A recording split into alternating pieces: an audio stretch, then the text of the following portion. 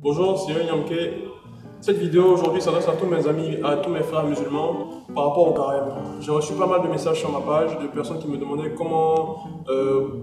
quel moment boire de l'eau, comment s'alimenter pendant le carême. Et j'ai fait quelques recherches, vu que je ne suis pas musulman, j'ai fait quelques recherches de mon côté et je tenais à vous les partager pour vous aider, vous mes amis, vous mes followers musulmans, à pouvoir évoluer, à pouvoir rester en forme pendant le carême et pas forcément perdre du poids ou bien perdre du volume musculaire.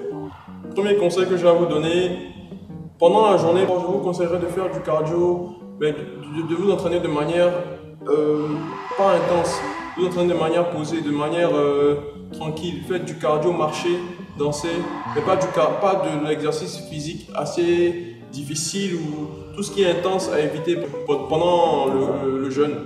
Ne pas faire d'exercices trop durs, trop compliqués parce que ça va vous fatiguer, vous ne pouvez pas boire d'eau, ça sera vraiment difficile à faire, après ça sera difficile à supporter. Vous risquez de perdre du muscle parce que vous n'avez pas nourri les muscles après l'effort. Donc je vous conseille de ne pas vous entraîner avec intensité, juste faire du cardio à basse intensité. Deuxième conseil que je peux vous donner, c'est de vous entraîner, si c'est de l'intensité ou de l'entraînement normal, si ce n'est pas du cardio, de vous entraîner avant ou juste après l'iftar, après la rupture du carême. Mais le plus difficile, c'est de s'entraîner 1 heure avant la rupture parce qu'on est en fin de journée et c'est difficile, c'est pas évident, mais c'est quelque chose de possible pour certains. Donc vous pouvez le faire, vous pouvez vous entraîner avant la rupture, mais il serait préférable de s'entraîner après parce que vous venez de manger, vous êtes plein, votre estomac n'est pas vide et vous avez un peu d'énergie pour pouvoir produire de l'effort. Donc pour moi, la meilleure des choses serait de s'entraîner après la rupture, juste après la rupture.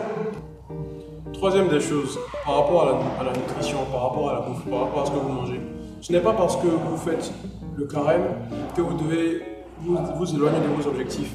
Donc je vous conseillerais de garder une alimentation saine, de manger correctement, de garder cette habitude parce que la plupart des gens à la rupture du carême mangent tout ce qu'ils veulent et souvent ça peut vous éloigner de vos objectifs.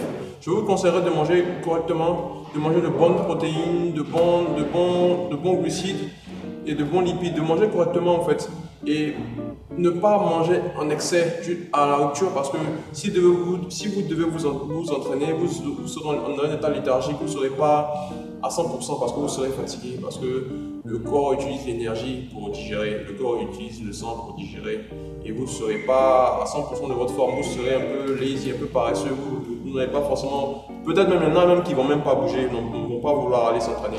Donc je vous conseillerais de manger un petit truc, un fruit, des dattes, une orange, un truc qui contient du sucre qui va vous booster, boire de l'eau, s'hydrater à fond et après aller à la salle et après tout cela manger comme vous voulez, manger correctement et toujours sainement.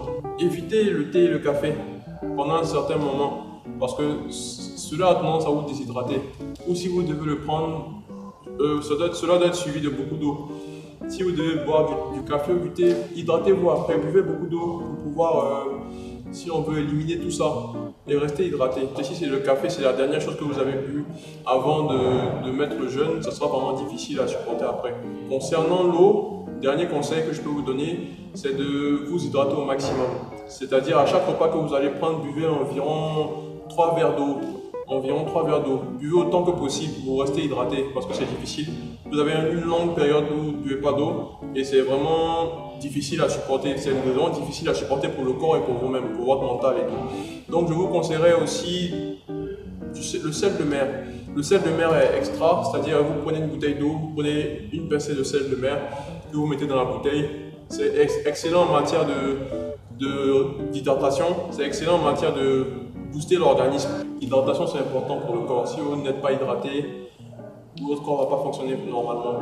Et là vous êtes dans une grosse période où vous n'allez pas boire d'eau. Quand vous avez la possibilité de le faire, hydratez-vous au maximum. Le sel de mer est pur, donc je vous le conseille vivement et il est riche en sels minéraux et il va vous aider à la récupération musculaire pour tous ceux qui s'entraînent vraiment difficilement. Il va vous aider à ne pas trop avoir de courbatures. Donc essayez le sel de mer si ça ne vous convient pas parce qu'il y a certains qui ne peuvent ne pas aimer le goût. Si vous n'aimez pas le goût, utilisez l'eau normale. Merci beaucoup d'avoir suivi la vidéo. Si vous avez des questions, n'hésitez pas à m'envoyer des messages, je vous répondrai volontiers. Et rendez-vous dans pas longtemps pour ma routine d'exercice.